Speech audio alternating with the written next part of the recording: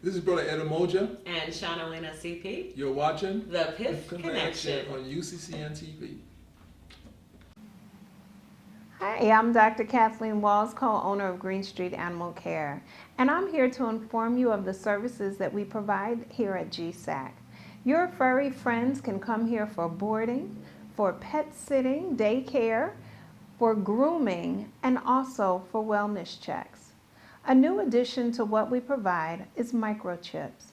We feel it is so important that each animal receives a microchip. Unfortunately, sometimes our furry friends and family get lost, sometimes they get off of their leash, and sometimes they leave the home unexpectedly, and they're found. And with the microchip, this is a way to help ensure that they get back home safely. So be sure to come to GSAC where you can receive a microchip for your furry friend or family. Mr. Albert Smith, a World War II vet, United States Navy. So we were talking about, you guys have docked in China, and now, so what was it like for you as you were like probably 17, 18 years old at the time? Yes. How was it for you being in the Navy at that time as a young African American? Well, it was a total different thing and a total different experience that I certainly enjoyed being able to go to different places, different islands, and see how other people lived, and it was a wonderful experience for that. But even on board the ship, you were segregated. You only had certain quarters for blacks and certain quarters for whites. Mm-hmm. But going to the different islands, like Manus, I saw people that looked like me, and they would be dressed up in a cloth around the loins, around the body, and they used dog teeth for money because they was what they call Aborigines. Aboriginals. Yeah, Aboriginals. Yeah, and a lot of them had never seen a white man before. Wow. Yeah. This is World War II time. Yeah, World War II. Wow. Lots of the islands never seen a white man or no other color like them. Yeah, it was a heck of an experience for me at that young age. At that young age, yes. Yeah, that young age. I'll never forget it. And I have pictures of all the guys that was in basic training with me, but I never did contact any of them, but they have my picture and address, and I have theirs. So maybe one day they'll get in touch with me, or either I get in touch with them. Well, you know, the ones that are still left. Alive. Well, Mr. Smith was very nice, and we're going to put some of the pictures up. He gave me some nice images from his travels in the U.S. Navy, and we're going to put this during the interview. So, Mr. Smith, let's talk about how long were you in the Navy for? I was in there, in the Navy, a little bit, about a year, because they were downsizing the military. The war was practically over in Germany, but the Japanese were still fighting. And they knew that they didn't need all the servicemen that they had because Germany had already surrendered. Yeah, VD they had Yes, went through. but the Japanese hadn't. And when the Japanese, it was in the 40s when the Japanese surrendered, then they downsized the service. Said, those that want to go home or discharge, you can go home early. You don't have to serve your time out. You get an early discharge. And I took the early discharge because I really didn't. Well, it was an experience. I really wanted to get out because I didn't like that segregation part. But I didn't know about it when I went in. Right. You don't know. Let me ask you a question. I mean, some people probably. Did the black troops get paid the same amount, equal pay with the white troops?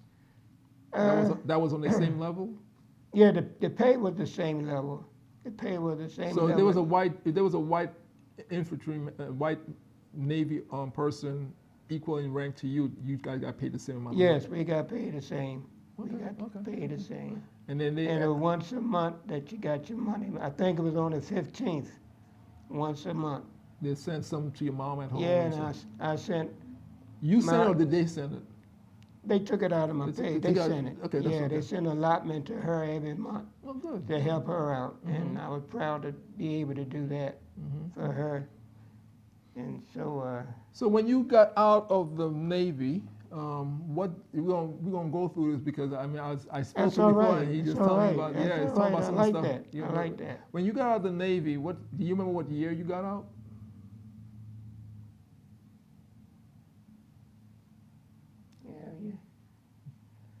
Yeah. It was in the 40s, somewhere around about 44.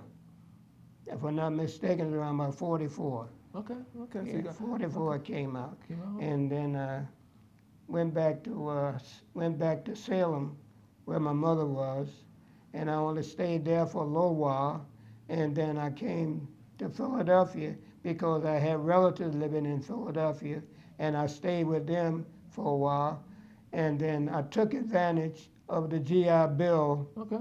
and I went to Dobbins Vocational School. That was in 1951. And after leaving Dobbins, I went to a meat cutting school at Keller Hill and Franklin Street because I wanted a trade where I could help myself as well as my mother. Mhm. So I went to Dobbins, then I went to Franklin Meat Cutting School.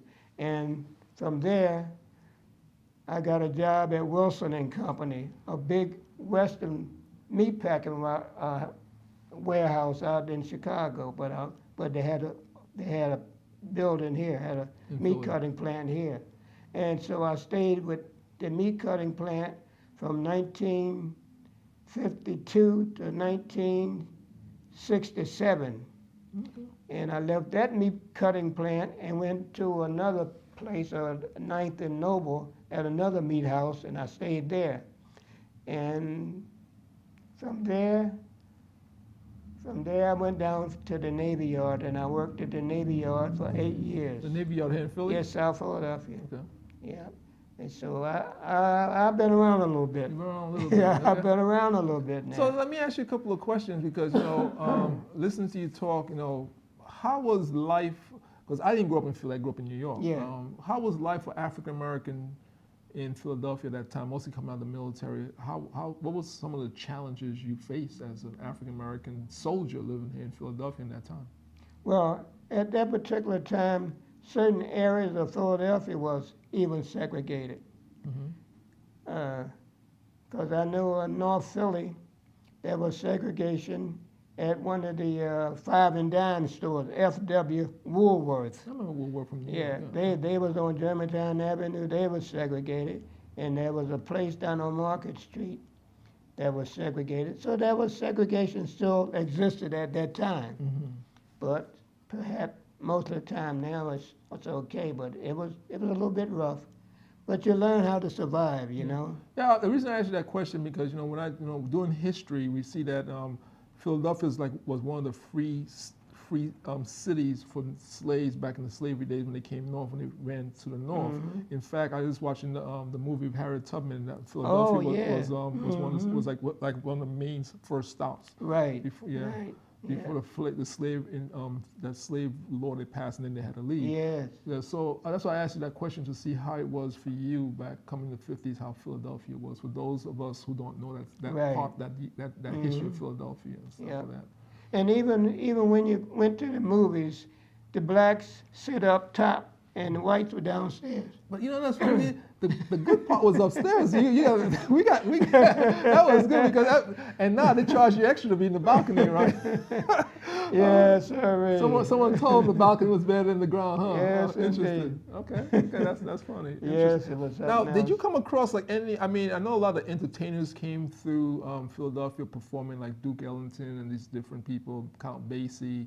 A lot of them came through. Were you ever able to meet up with any of them? Well, I met Tina Turner. Oh, you met? Okay. I met her at one of the entertainment places in South Philly, right there, Broad and South. I can't think of the name of it right now. Okay. But she was on stage, and I liked Tina Turner. Who And I didn't got- like Tina yeah, Turner? And I got her to sign a piece of paper for me. And we do send our prayers out to Sister Tina. We do her. She's having some health issues right now, so our prayers go out to Sister Tina Turner right now. Yeah. Definitely. Yeah, I met quite a few. I saw quite a few in the thing. I didn't meet them you know, where I could get an autograph from him, except for Tina Turner, but Count Basie, Cab Calloway, and Louis Armstrong. Well, I used to go and visit all them guys when they were coming into town at the Uptown down there, Broad and Dolphin. Okay, was that a black club or black? Uptown was a black club. Okay. And all the famous entertainers had come there. Even Peg Leg Bates. He lived up in New York. He was a tap dancer. He had one leg. I know Peg Leg Bates. I know of him. I mean, yeah. That's my biography. He could dance. That guy could dance his cakes off. Oh wow. Yeah. Wow. I seen the ink spots. I saw in California. I saw Sammy Davis when he was around about 6 or 7 years old with the Will Matson trio. Oh, okay. Him and his father and uncle. That's when you were in California. Yeah, he was a great entertainer. Yeah, Yes, okay, indeed. wow. Yeah, So let me ask you, what about in the civil rights movement? I'm not sure of Dr. King's interaction in Philadelphia. I know some of his interaction in New York. Dr. King and the civil rights movement, how did that affect you? Anything? Did that affect you here in Philadelphia any kind of way? Yes. I'll be frank with you. When I came out and saw what Dr. King was doing, and I was still young, and I was a little bit peeved off the way they was treating blacks, and I decided that I would join an organization where I could probably help some of the young black guys because they were being taken advantage of here in the city of Philadelphia by one man by the name of Rizzo. And I joined. Now, wasn't he end up being the mayor? Was that Rizzo? He wound up being the mayor. Okay, I kind of remember. Since I've been hearing that name since the history of Philadelphia. And there was an organization called the Black Panthers, and I joined them so that I could help the young black keep the cops from beating up on them. Cause we would follow the cops around in certain neighborhoods to make sure that they didn't beat up on the blacks. Right, gotcha. Because they was hard on young blacks. Young blacks. So I was a Panther for about a year or so. Okay. And that's interesting that you said that. When you think of the Black Panthers, we think about a whole stuff in California, Huey Newton and all the stuff like that. But we're talking about New York on the East Coast and stuff. Yeah, we used to go around about to the different cities, and we had offices here in Philadelphia, about 3 or 4 offices here in Philadelphia, and Mayor Rizzo kept his boys watching us all the time, all the time. Well, let's take a break there with that piece. I'm going to come and we're going to talk a little bit more about that. So this is Brother Ed Emoji. I'm sitting here with Albert Smith, World War II vet, U.S. Navy, and we're going to be back in a minute with the Piff connection.